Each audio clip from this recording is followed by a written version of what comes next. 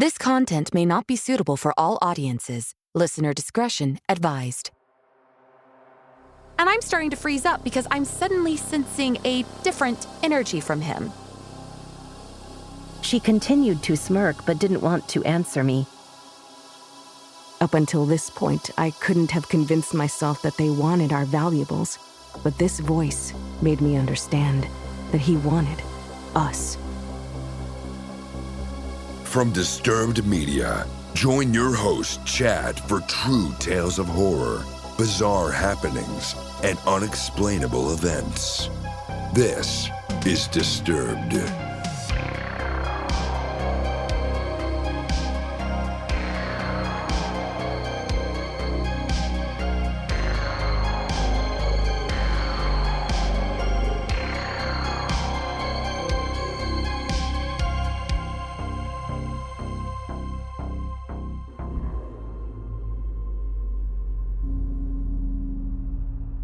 Welcome back in, everyone, and thanks for joining me.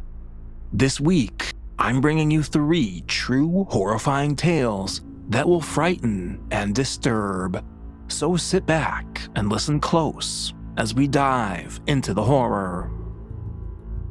We open the show hearing from Reddit user Spirit of an Angie, featuring voice work by Sarah Thomas, and we meet the policeman. So, my friend and I are underaged, a little buzzed from party hopping all night.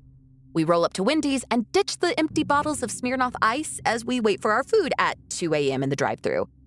I had no idea that it was illegal to be out past a certain time if you are under 18, unsupervised, and it's past 12 p.m. in Arizona. I catch a text from a friend, and she asks me to get her order, and we'll meet us at this intersection, and will eat with us. Okay, sounds chill enough. I get to the intersection, and there aren't any gas stations or grocery stores, just some creepy office buildings and a dirt lot. I stupidly picked the dirt lot to wait for my friend, who calls me and is like, "Is that you with the cops behind you?" And I was like, "No," only to discover that, in fact, cops were behind me. Luckily, the car smelled like food and not booze and cigarettes. But the cop knew I was under the influence and had a large bottle of rum that had already been opened that I tried desperately to hide under shit from my car before he knocked on my window. He's not stupid. This cop asks me and my friend for our parents' phone numbers. My friend's mom gets a call to come pick her up and gets a verbal lashing from the cop about being underage past curfew and explains the citation, so I already know what was coming. I, however, didn't have a voicemail set up on my new Nokia fat phone and refused to give my parents' house phone, back when these were still everywhere. I told him they simply didn't have one, only a cell number, and I put it to silent as he repeatedly called it. I tell him they were probably out with friends themselves, and the cop says, "Okay," explains the ticket to me. I think I'm going to get away scot-free when he says he's going to follow me home. I made sure to go the speed limit and not make any errors, but I'm shitting myself right now. I parked my car in front of my house, and my parents' cars are in the closed garage. Dark house. Yes. It looks like no one is home. The cop proceeded to park his car and says, "Hey, you could have broken the rules a little with getting home. I wasn't going to pull you over twice now," as he followed me to the front door. I unlock it and nervously said, "Thank you." But he, instead of ringing the doorbell or doing their famous police officer knock, follows me into my house and locks the door behind us. He's talking to me, making small conversation, checking out my living room, and I'm starting to freeze up because I'm suddenly sensing a different energy from him. He asks me where my bedroom is. He tells me to take him to it. I instead took him into my parents' room and turned on the light, 100% thankful to see my sleepy-eyed parents shocked to see an armed grown man behind their young daughter. And he just lets out a breath and says in my ear, "You lied to me, sweetheart." And he goes back into police mode, telling my parents that he found me out at an illegal time and that I'd need to pay a fine and attend a class. It was so embarrassing because I was 18 by the time I had to take the class with a bunch of 12 to 14-year-olds anyway. I never told anyone until now about the comments he made to me, but my dad did ask him why he was in our house. I told him I didn't understand that either. He never read me any rights. He just followed me home. Before he left, he said, "That's a nice house phone you have right there. Looks new and shiny," as the last thing he told me before letting me go. I can't help but think back to that night and thinking about what would happen if I had had bad parents who weren't home or were out of town, etc. I know there are good cops out there. I personally know some. I go back and forth between being freaked out to, okay, maybe he was just being thorough. The comments are what stuck with me, though, and that sinking gut feeling.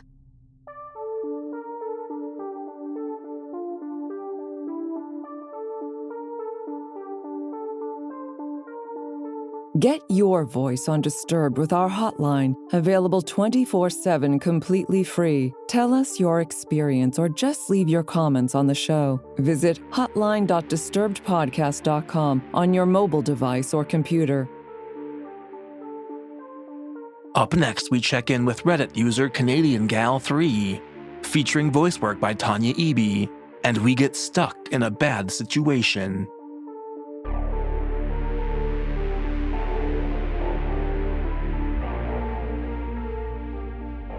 In my late teens and early 20s, I was friends with a girl named Lucy. She was a very lonely kind of girl whose parents were, well, honestly, really shitty parents. Her mother was verbally abusive, and her father really couldn't care less about anything. Because of the lack of love in her life, Lucy searched through dating sites for love and comfort from strange men. And she was not afraid of meeting them face to face, even if they'd been chatting for only a few days. My friendship with Lucy was a strange one. I found her quite annoying sometimes, but I also felt awful for her because of her loneliness and lack of friends and love in her life. Sometimes I really didn't want to hang out with her, and some days I would accept her offer to hang out. When it was just her and I together, she was normal and okay to be around, but also very appreciative of having someone giving her attention. We had a small group of friends, and she would try to get all of us together as often as possible, and honestly, the whole group together was really quite fun. When we were all together, Lucy was very hyper, and you could just tell that she was happy to be around people who didn't insult her as her mother does. Suddenly, Lucy tells us she has a boyfriend. We were all surprised because we knew she met a lot of guys online, but we had never heard her say she was dating someone. A few days later, she sets up a day for our friend group to meet Trevor. None of us were looking forward to it because we thought he was going to be like all the others, a temporary boy toy. When we met him, we all felt awkward. He barely spoke a word. He wouldn't look directly at any of us at all. Lucy would try to be funny, but he would just give her dirty looks. Needless to say, we thought he was a weird one and could tell he didn't care much for her. As the days went on, Lucy kept telling me how much Trevor did not like me. This was weird because no one ever disliked me. I am always polite, respectful, and I smile a lot at everyone. But for some reason, he did not like me. She kept saying he thinks I am using Lucy for her money. Not sure how he thought that since I paid for everything for Lucy. To keep this piece of the story short, I think he was trying to find reasons to convince her to get rid of me. I got a terrible vibe from Trevor. He dressed like he didn't care about life. He never smiled. He didn't shake our hands when first meeting us. He stank of weed and really had an overall uncomfortable feeling about him. After months of Trevor trying to convince Lucy that I am a terrible friend and she should not hang out with me anymore, she started to do as he said. She would start to hide me from him. If she and I were together and he would call her on her phone, she would lie and say I wasn't there. If she was with the group of friends, he would have her swear I wasn't there.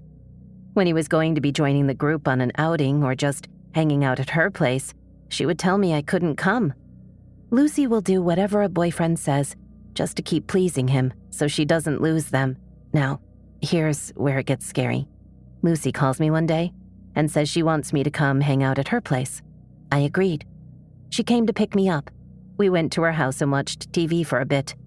We then decided, since it's a nice day outside, we would take our 2 dogs for a walk to a nearby pocket park and would later return to the house to have lunch together. While at this park, she receives a phone call. Now, let me say that Lucy is not a private person whatsoever. and has never, ever walked away to answer a phone call until this day. She walked far enough away that she knew I would not be able to hear anything she said. This was suspicious to me, but not enough to question it. The call ends, and she begins walking toward me with a look on her face as if she is trying not to smile. She tells me, "So I need to bring you home now." I was slightly confused, as we had only been together for about an hour, when we usually spend the entire day together. And she would never want me to go home. She would even frequently beg me to sleep over to avoid being alone. I said okay, and we walked to drop off her dogs at home, and we got into her car, and off we went. About 10 minutes into the car ride, I realized she isn't going in the direction of my house. So I questioned it. "Where are we going?" She smirked but didn't respond. I asked again, laughing uncomfortably, "Seriously, where are we going?" She continued to smirk but didn't want to answer me. I started to realize she was heading in the direction of where her boyfriend lived. Oh, hell no. I asked one last time with anger in my voice, "Where are you taking me?" Her only response was bone-chilling to me. "Trevor wants to talk to you." Nope, no, nope. I wasn't having any of this. I insisted and demanded she let me out of the car. But with her evil smirk and same response, she said it again. "It's okay. He just wants to talk to you." I was furious at this point because this creepy guy who looks like he wants to kill someone, who also despised me, wanted to talk to me? Why can't he talk to me on the phone? Why do I need to go to a sketchy apartment? She absolutely refused to let me out of the car. She had the doors locked, as if I wasn't able to unlock my passenger door. I waited until she reached a red light. I grabbed her wallet from the back seat and took out her bus pass and bolted out of the car. I had no idea where I was or where the nearest bus stop was, but I was not about to let her crazy-ass boyfriend do whatever he wanted to me. She yelled for me to get back into the car, but of course I ignored her. She sped off furiously. I immediately blocked her number on my phone. I removed her as my friend on social media and immediately warned the group of friends not to talk to her because she has gone nuts. I have not spoken to her since that very day, and she also lost the other 5 friends of the group as well. After this situation, Lucy, I hope you're truly lonely now.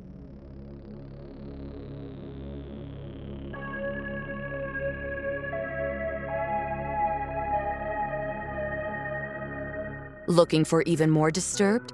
Join us on Patreon for ad-free listening, shout-outs, and Disturbing Calls bonus episodes at patreon.com/disturbedpodcast. Apple users can subscribe to Disturbed Media Premium directly in the Apple Podcasts app. You're listening to Disturbed. Now, back to the horror.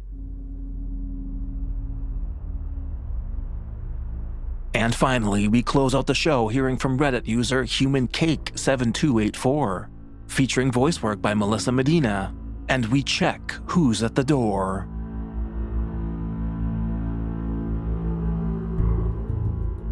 This experience happened to my roommates and I in our second year of university. The city we went to school in was considered a very safe university town. The most we had heard of happening was drunk morons doing typical drunk moron things. This was also the first time that we were all really living on our own. First-year residences are nice, but it's basically an extended summer camp rather than a typical living situation. The 4 of us girls lived in a nice townhouse that never once had a creepy vibe or weird neighbors in the months we had lived there. The only eerie part was that every weekend, we were the only people who stayed in the complex. All of our neighbors either went home or stayed elsewhere until returning Monday for classes. This was never something we had given a second thought to, considering that was fairly normal for a uni town, especially because our complex was only made up of about 4 other townhouses. The complex was surrounded by walking trails and farm fields, which we loved. It was like our quiet spot away from the chaos of college kids. There were a few farmhouses we could see from our backyard, but other than that, we were fairly secluded. The university was about a 20-minute bus ride away, which was never a big deal for any of us. especially because the rent was far cheaper here than in places that were within walking distance to campus. Being 5'6", I was the tallest by a considerable amount. I was also the only one out of the group who had been in a handful of scary situations. Due to this, I was the only one, up to this point, who would lock the doors, windows, and garage before leaving or going to bed. My roommates all grew up in small, very safe towns, so it was uncommon for them to lock doors back home. They were also incredibly kind and trusting to everyone, never considering hidden bad intentions. The night in question started very normally. We had planned on having a wine and movie night. This was kind of like a weekly tradition for us. We would pick out some stupid movie, get takeout, and get a little buzz after a long week of classes and work. At this point, it was early November, so we had been doing this for several months with no issues. By 8:30-ish, we had all settled on the couch in our living room and had started a comedy. With it being November, it was already completely dark outside. Other than our porch light, we could see from the small window at the very top of our door. None of us were tall enough to see anything out of that window anyway, so we relied entirely on our peephole. It took a great amount of effort for me to convince my roommates to check the peephole before opening the door. This was a talk we had after one roommate had opened the door for our neighbor's very drunk friend who threw up all over our main floor. Not long after ordering our takeout, we heard banging on our front door. Jess made a joke about how the delivery guy must have taken a helicopter to get here this quickly, especially considering the place we ordered from was very close to campus. It was not a typical delivery guy's knock either, but between the few glasses of wine and carefree attitude of the night, we didn't really pay it too much mind. It was my roommate's turn to pay this week. I'll call her Meg for the sake of the story. Out of the group, she is the smallest, barely 5 foot. She's also the most trusting person I think I have ever met. She ran up to her room to grab her wallet. This took almost 30 seconds. During this time, the banging continued and was getting more aggressive. I figured maybe it was cold or he had other shit to do, so we yelled up to get her to hurry. The banging continued to get harder and harder, and I started to feel a bit uneasy. When she came back down, I told her to check the peephole before opening it, as she was usually the one to just open up. She got to the door and looked out the peephole. She could barely reach it on a good day, so when she said she couldn't see anything, my other roommate and I got up to help. My second roommate, I'll call her Jess, is a very funny person. There are very few things that she would not turn into a joke. Jess got to the door before I did and looked out the peephole. The person on the other side was still banging away. When she turned to look at me, I knew something was wrong. She looked incredibly confused, a look I had rarely seen from her as she was very clever. Within a second, she had gone back in for another look. This time, her face was not confused. She looked afraid. This made my stomach knot up. She is a horror movie fanatic, and she doesn't scare easily. "I think someone's covering the peephole," she whisper-shouted at us. This time, I looked out of the peephole, seeing that, yep, something was covering the peephole. We could still see the porch light shining through the window at the top, so we knew it was not a case of it being too dark to be able to see what was going on. By now, our other roommate, whom I'll call Anne, had walked down the hall trying to find out what was going on. She was easily the drunkest of the four of us. Even sober, though, she seemed to think she was invincible. "What is your problem? Open the door. The poor dude has his hands full," was Anne's wise idea. Jess and I explained what was going on. At this point, Meg, Jess, and I had a gut feeling that something was wrong. That is when Jess asked Meg to check the website she had ordered our food on. Meg had not placed the order. Between the wine and the silliness of the earlier night, she had selected our food but did not finish the last step. The banging continued as our situation started to sink in. Anne still did not seem to grasp what was happening and tried to unlock the door. "Stop!" I snapped at her. Immediately, I knew it was too loud. For the first time, the person on the other side of the door spoke. "This is the police. Open the door now. We have a few questions to ask you." A man's voice practically growled back at us.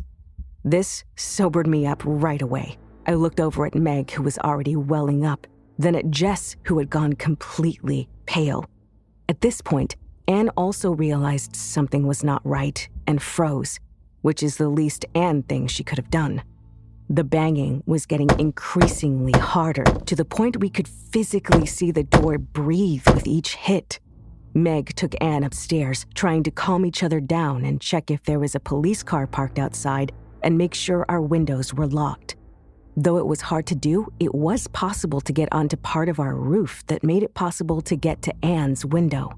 We heard a window slam, immediately knowing that it had been Anne's window. Being a bit of a thrill seeker, Anne had taken out her window screen in order to sit on the roof. For some reason, this made what was happening very real.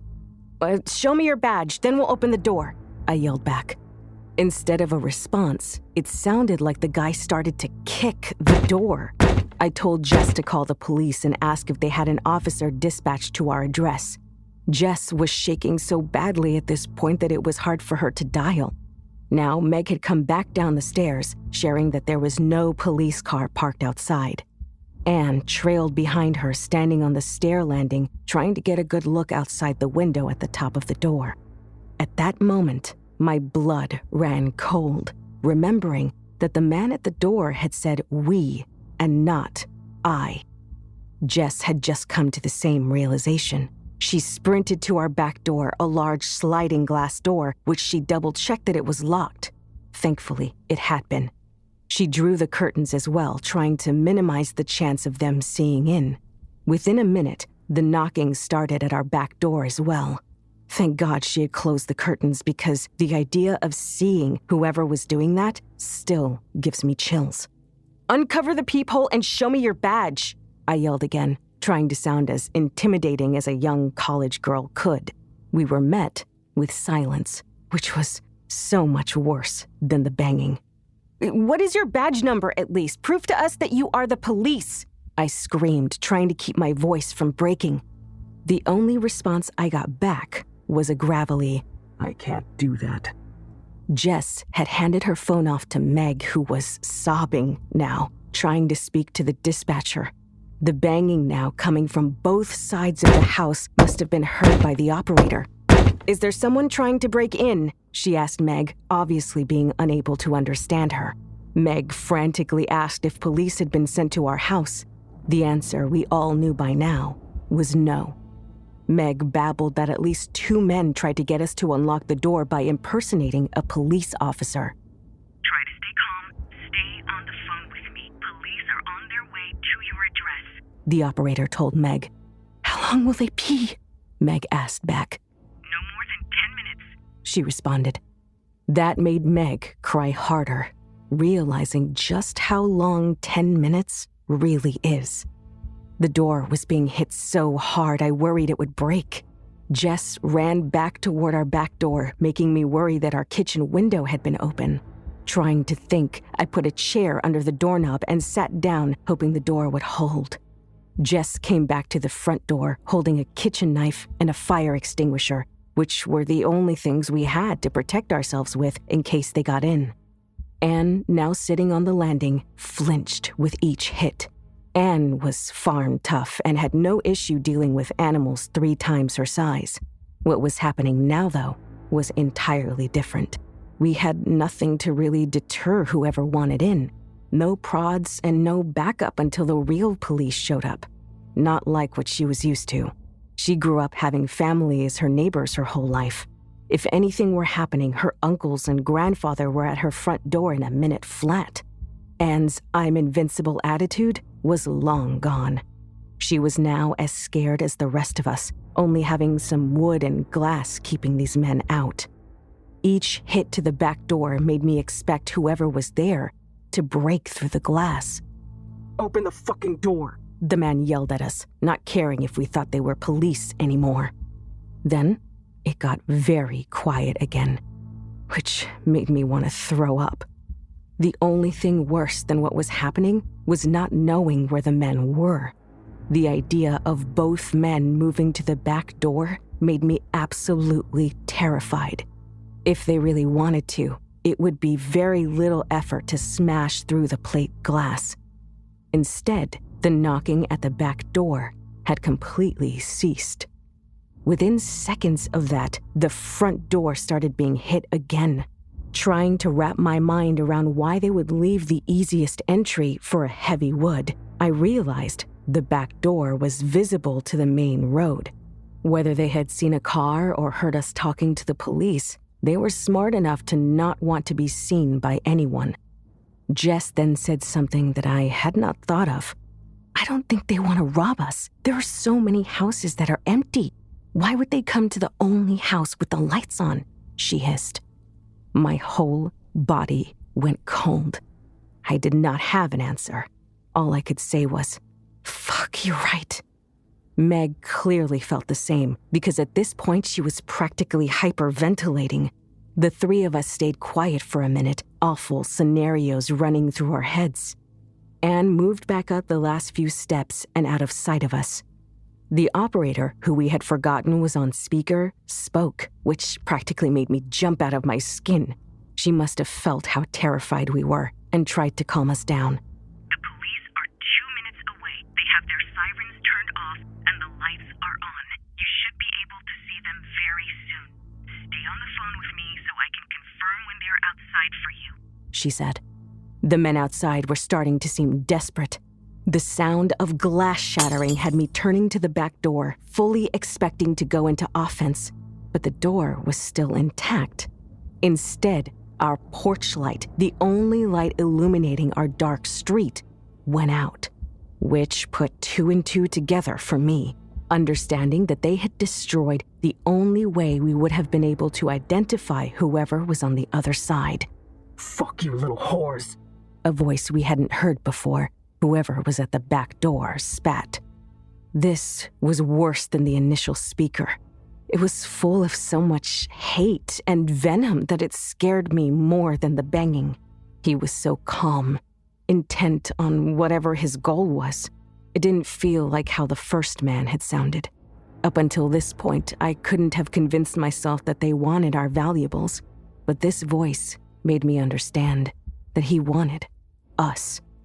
To this day, I've never heard a voice come close to that level of malice. It sounded like he wanted to inflict serious harm on us, and if he had gained entry, I know he would have. Somehow, I wanted the first man to speak again instead of whichever sick bastard had just spoken. I looked at Meg.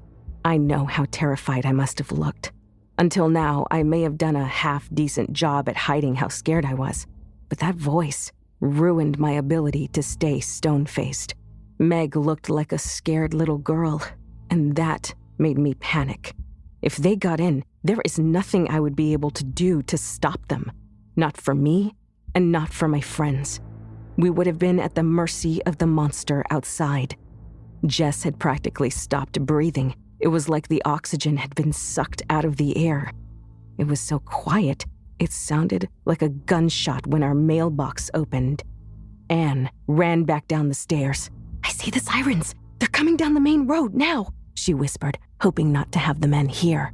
The same man spoke again one more time, so slowly that I almost thought he was done after each word. In that same awful, calm voice, he read out a letter addressed to the 4 of us. Our neighbor must have put it in today. She had planned a potluck for the next week. None of us thought to check the mailbox after we had talked to her in the driveway this morning. Jess, Meg, Anne, OP. Those are nice names. I'll be back soon, girls. Then we'll have some fun. I felt tears rolling down my face. I hadn't realized I had started crying, but I knew he meant what he had said. I tried to pull my mind out of the dark pit that sentence had sent it to, waiting, praying that the police had surprised them, hoping they would not get the chance to come back. The silence continued. None of us dared to speak, worried that we would not hear if they moved to another point of entry. Instead, the silence persisted for what felt like a lifetime. The operator was the first one to speak again, telling us that the police are out front. She told us to stay in the house until the police knocked on the door. The kind woman stayed on the phone with us for several more minutes while the police searched around the area. Finally, the real police showed their badge to the peephole before even knocking to try not to scare us. The operator told us that we had done well and that we were in good hands now. We opened the door to be met by two kind-looking older police officers who we let in. Glass shards covered our front stoop from our porch light. It looked like it had been ripped out of the wall and smashed onto the concrete below. There were several police cars out front of our previously quiet home. The headlights on all of the cars were shining down the street towards the walking trail. We spoke to the officers who took a report from us. They asked us to describe the night's events in detail. They asked us if we saw them at all, and we explained how the peephole had been covered and the light had been smashed before moving away from the door.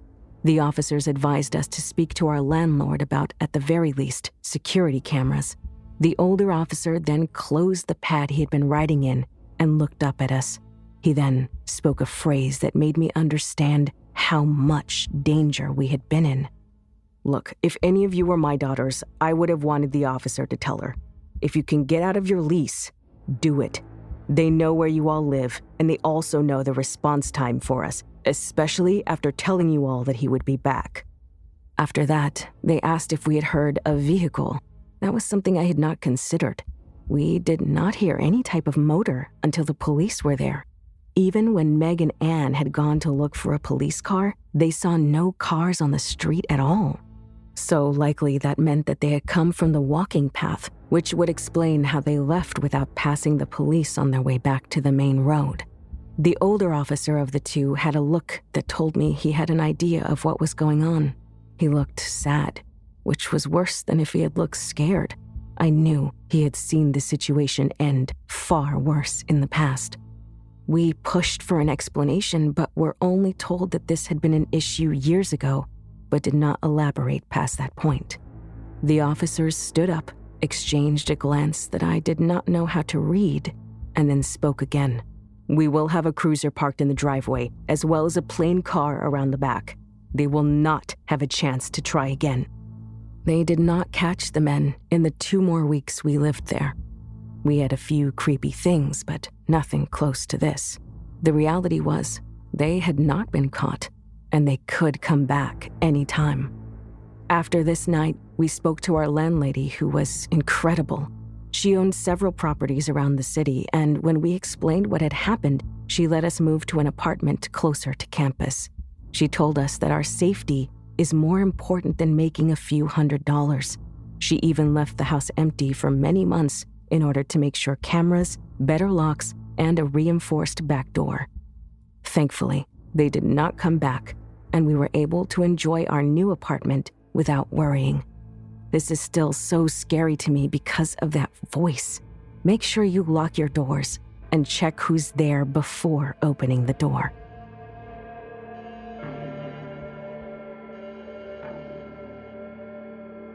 Follow our social channels on Facebook and Instagram at Disturbed Podcast and on Twitter at Disturbed_pod.